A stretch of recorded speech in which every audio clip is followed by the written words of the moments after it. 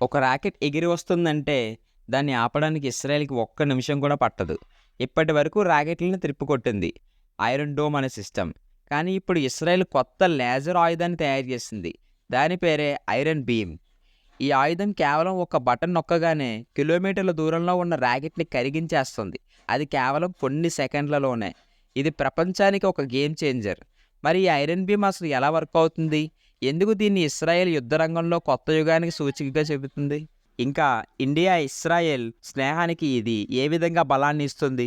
ఇప్పుడే పూర్తి వివరాలు చూద్దాం. ఈ వీడియోలోకి వెళ్ళే ముందు నాదొక చిన్న మనవి.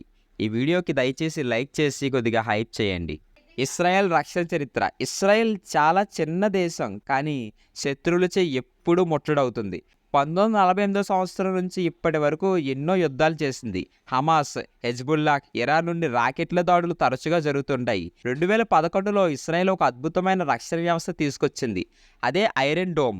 అది లక్షల రాకెట్లను ఆపింది, దేశాన్ని రక్షించింది. కానీ ఐరన్ డోమ్కి ఒక పెద్ద సమస్య ఉంది. అదే ఖర్చు. ఖర్చు చాలా ఎక్కువ అయ్యేది. ఐరన్ డోమ్ ఒక రాకెట్ ఇంటర్సెప్ట్ని చేయడానికి దాదాపు 50,000 నుంచి 60,000 డాలర్లు ఖర్చు అవుతుంది. కానీ దాడి చేసే రాకెట్ ఖరీదు కేవలం 5,000 నుంచి $1,000 మాత్రమే. అంటే దాడి చేసే వాళ్ళు తక్కువ డబ్బుతో రాకెట్లు పంపుతారు. ఇస్రాయెల్ ఎక్కువ ఖర్చు పెట్టి వారిని ఆపుతుంది. ఇది కాస్ట్ ఇన్బ్యాలెన్స్ అంటారు. ఇదే సమస్యను పరిష్కరించడానికి ఇస్రాయెల్ కొత్త టెక్నాలజీ వైపు మళ్ళింది. అదే లేజర్ వెపన్స్. 2022లో ఇస్రాయెల్ అధికారికంగా ప్రకటించింది కొత్త laser based missile defence system పేరు ఐరన్ బీమ్ అని. ఇది ఒక డైరెక్ట్ ఎనర్జీ వెపన్. అంటే ఇది బుల్లెట్లు, మిసైల్స్ కాకుండా కేవలం శక్తివంతమైన లేజర్ కిరణాలు ఉపయోగిస్తుంది. శక్తి దాదాపు 100 కిలోవాట్స్ లేజర్. దీని టార్గెట్ ఏంటంటే రాకెట్లు, మోటార్లు, డ్రోన్స్, చిన్న విమానాలు, దేన్నైనా సరే క్షణాల్లో కరిగించేస్తుంది. ఈ టెక్నాలజీ ఎలా వర్క్ అవుతుందంటే రాడార్ ఇన్కమింగ్ ఆబ్జెక్ట్ని డిటెక్ట్ చేస్తుంది. సిస్టము ఆర్టిఫిషియల్ ఇంటెలిజెన్స్తో టార్గెట్ని లాక్ చేస్తుంది. శక్తివంతమైన లేజర్ బీమ్ని టార్గెట్పై కేంద్రీకరిస్తుంది. కొన్ని సెకండ్లలోనే ఆ వస్తువు వేడెక్కి కరిగిపోతుంది. స్పీడ్ ఆఫ్ లైట్ కాబట్టి రాకెట్ వేగం ఎంత ఉన్నా లేజర్ వెంటనే తాకుతుంది. టెస్టులు మరియు విజయాలు. 2022లో మొదటి అఫీషియల్ టెస్ట్ ఇస్రాయెల్ దక్షిణ ప్రాంతంలో జరిగాయి. డ్రోన్స్, రాకెట్లు, మోటార్లు అన్నీ కూల్చబడ్డాయి. 2025లో ఇస్రాయెల్ ప్రకటించింది ఐరన్ బీమ్ ఇప్పుడు ఫుల్లీ ఆపరేషనల్ అవుతుంది, త్వరలో ఇస్రాయెల్ సైన్యంలోకి ప్రవేశిస్తుంది అని.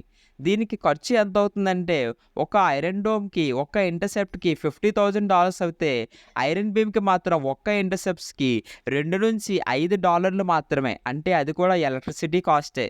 సో చాలా అంటే చాలా తక్కువ అన్నమాట. అంటే ఒక రాకెట్ ఇంటర్సెప్ట్ చేయడానికి 10,000 రెట్లు తక్కువ ఖర్చు.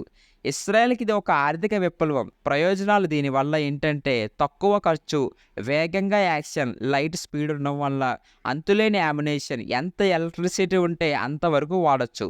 డ్రోన్స్ స్వామ్ చేయొచ్చు, చీప్ రాకెట్స్ అన్నీ సులభంగా ఆపవచ్చు. పరిమితులు దీనికి కొంచెం ఉన్నాయి. Weather dependency. మబ్బులు, వర్షం, పొగలు ఉన్నప్పుడు లేజర్ సరిగ్గా పెనట్రేట్ అవ్వదు. లాంగ్ రేంజ్ బాలిస్టిక్ మిసైల్స్ మీద ఇది పనిచేయదు.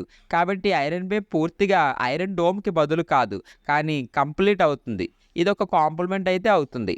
ఇజ్రాయెల్ ఇన్వెన్షన్స్ మరియు ఇన్నోవేషన్ కోసం తెలుసుకుంటే ఇజ్రాయెల్ని స్టార్టప్ నేషన్ అని పిలుస్తారు. డ్రిప్ ఇరిగేషన్ అనే ప్రాజెక్ట్ని ఇస్రాయలే తీసుకొచ్చింది. సైబర్ సెక్యూరిటీ, ఆర్టిఫిషియల్ ఇంటెలిజెన్స్, అగ్రికల్చర్లో ఇస్రాయెల్కి అద్భుతమైన ఇన్వెన్షన్స్ ఉన్నాయి.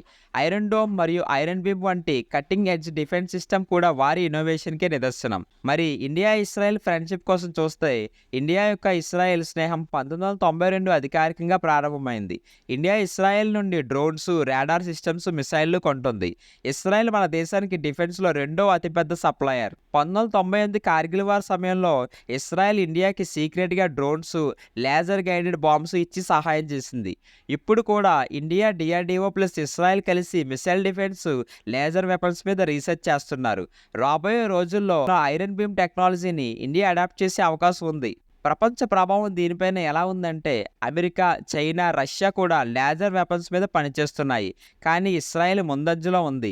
ఎందుకంటే వారు ప్రాక్టికల్ బ్యాటిల్ ఫీల్డ్లో డిప్లాయ్ చేస్తున్నారు. ఇది భవిష్యత్తులో రంగంగా మారుస్తుంది. ఫైనల్గా చెప్పేది ఏంటంటే ఇజ్రాయెల్ ఐరన్ బీమ్ కేవలం ఒక ఆయుధం కాదు, ఒక భవిష్యత్ టెక్నాలజీ ప్రారంభం.